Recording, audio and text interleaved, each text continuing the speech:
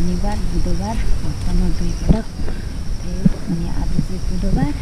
त्यही भएर म आज बजारतर्फ लाग्दैछु। तपाईँहरूले हेर्नुहोला भिडियो अनि तपाईँहरू पनि हाटबारी बजार डुल्नुहोला। आज म हाटबारी बजार देखाउने छु तपाईँहरूलाई।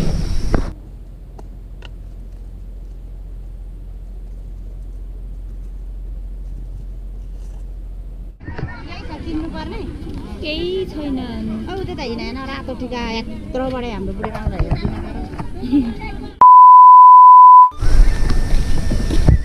गुड मर्निङ, नमस्ते, नमस्कार मेरो साथीहरू। तपाईँहरू सन्चै हुनुहुन्छ होला। म न्यु डे न्यु भ्लगको साथमा आइसकेको छु। तपाईँहरू साथ दिनु होला, सबैजनाले माया गरिदिनु होला, मेरो साथ दिनु होला। आज चाहिँ म त्यही हो साथीहरू। आज चाहिँ म कहाँ जाँदैछु, के गर्दैछु भनेर तपाईँहरू मेरो भिडियोको थम्बनेल टाइटल हेरेर देखिसक्नुभयो होला, थाहा पाइसक्नुभयो होला।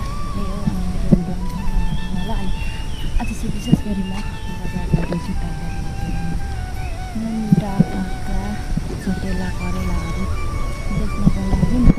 अनि म चाहिँ अस्ति शनिबार पनि गएको थिएँ दाइहरूकोबाट। अनि दाइहरूको जाने नभ्याउनु भयो भनेर अनि त्यही भएर दिदी गइसक्नु भएको छ। अनि मैले चाहिँ तरकारी पुऱ्याइदिनु थियो, दिदीले बेच्नुहुन्छ। अनि आज पनि जाँदैछु हाटबारीमा सँगसँगको के भन्छ बजार लाग्ने जुटी म तपाईँहरूलाई देखाउने छु। मसँग भिजिट गर्नु तपाईँहरूले थाहा पाइसक्नु छ। अनि त्यही हो सँगसँगमा 2 पटक तरकारी बेच्ने किन्ने हुन्छ होइन, शनिबार बुधबार हप्तामा 2 पटक। अनि आज चाहिँ बुधबार। त्यही भएर म आज बजारतर्फ लाग्दैछु। तपाईँहरूले हेर्नुहोला भिडियो अनि तपाईँहरू पनि हाटबारी बजार डुल्नुहोला। आज म हाटबारी बजार देखाउने छु तपाईँहरूलाई। घरबाट चाहिँ बजार जाने बाटो यही हो। रोड लगभग 30 मिनट 20-30 मिनट नै लाग्छ बजार पुग्नुको लागि हाम्रो घरबाट चाहिँ। अनि म अहिले चाहिँ धेरै ओह्राइसकेको छु। घरमा हाल्दै हो र अब आधा भइसक्यो भनौँ न। बाटो जाँदैछु लगातार कुदिँदैछु। तपाईँहरू छिटो पुऱ्याउनु त भन्दा यस्तो हुँदैन नि त घर भनेर। अनि त्यही भएर दिदी त पुगेर पनि बेच्दै हुनुहुन्छ होला।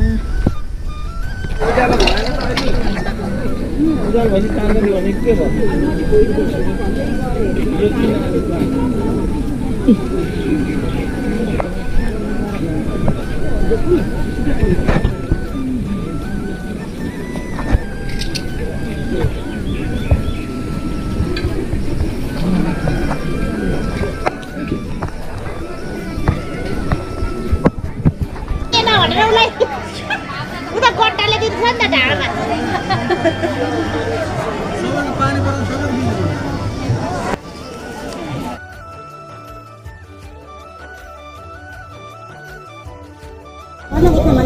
कसैको नजर लाग्न हुँदैन। यति मान्नु मात्र यो मालाको मूल्य त बढ्ने भनेका छन्।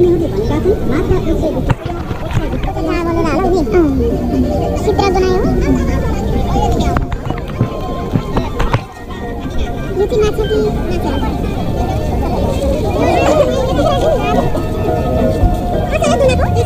दाजुभाइ दिदीबहिनीहरू, हामी तपाईँहरूको गाउँमा लिएर आएका छौँ कालो घोडाको नामले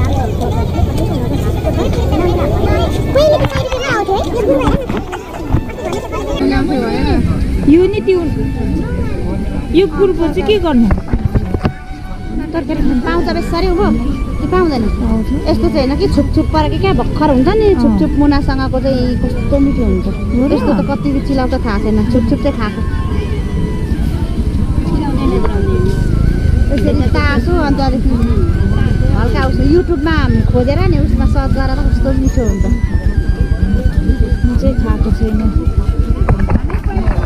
आमाले दाल चाहिँ खुवाउनु भएको थियो, मैले नि यस्तो खाएको युट्युबमा हेरेर।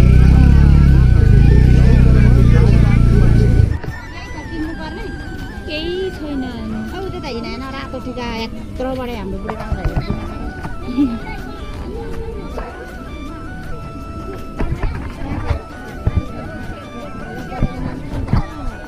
म त केरा राम्रै देख्दिनँ, नानीलाई ल्याइदिनु है भन्छु। के जाति? केरा नि घरमा पाक्छ पकाएर खवास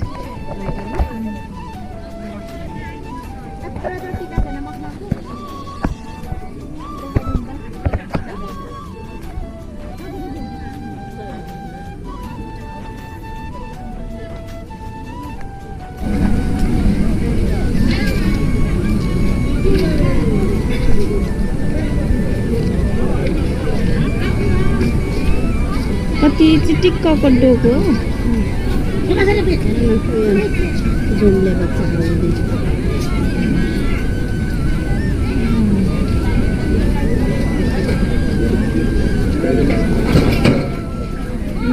सबै चाहिँ कता हो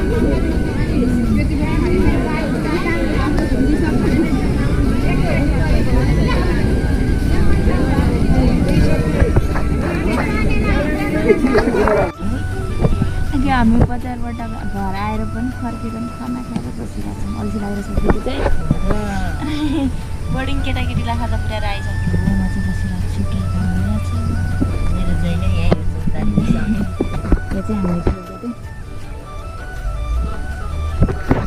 फाइनली सबैहरू मजा अहिले खानासाना खाएर यताउता गरेर होइन बजारबाट आइसकेर पनि हामी खानासाना खायौँ त्यस पछाडि केरा ढाल्नु पर्ने हुन्छ यहाँ केरा ढाल्ने बेला भएर चाहिँ हामी केरा ढाल्नको लागि माथि बेसी आइरहेको छु घरमा माथि चाहिँ घरमा धेरै सलददेखि आइरहेको छु अब केरा ढाल्नु पर्ने हुन्छ अनि केरा बनाउन तपाईँहरूले हेर्नु होला मैले कसरी ढाल्छु है अनि त्यही साथीहरू मेरो ब्लग के कस्तो लाग्छ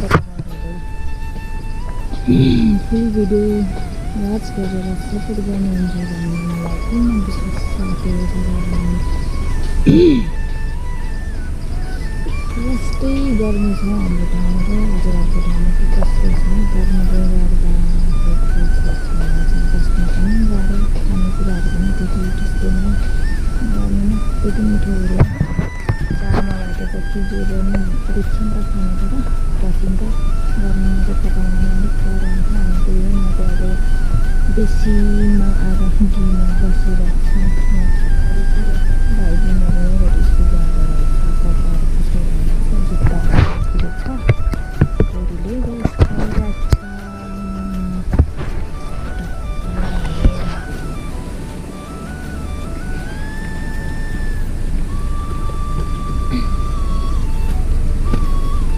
यो यहीँ छुट्टै लैजाउँ र सजिलो हुन्छ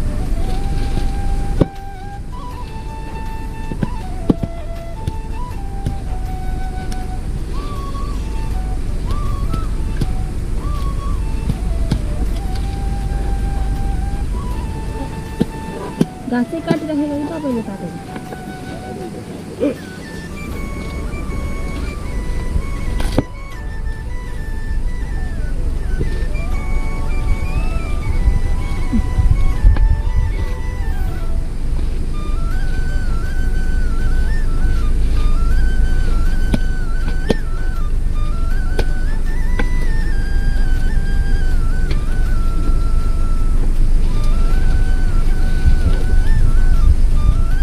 कति धेर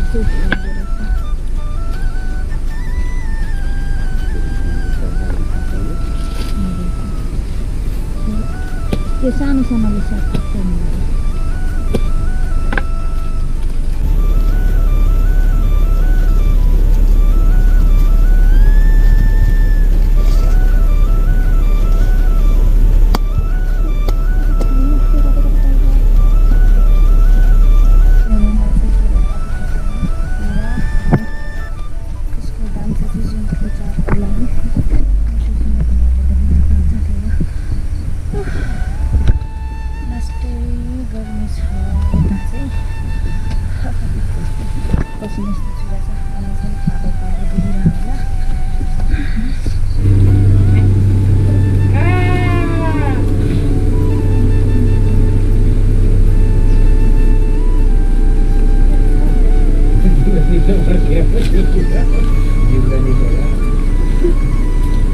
नछुन्नु है त्यो आया हुन्छ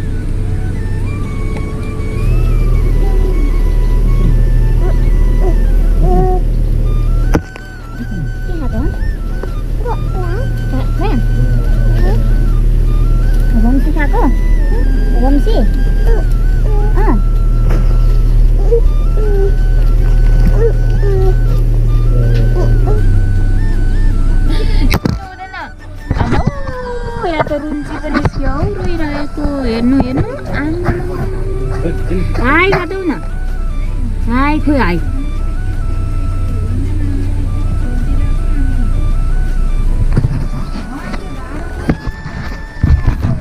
कन्याले बिगार गरिदिन्छ हौ नि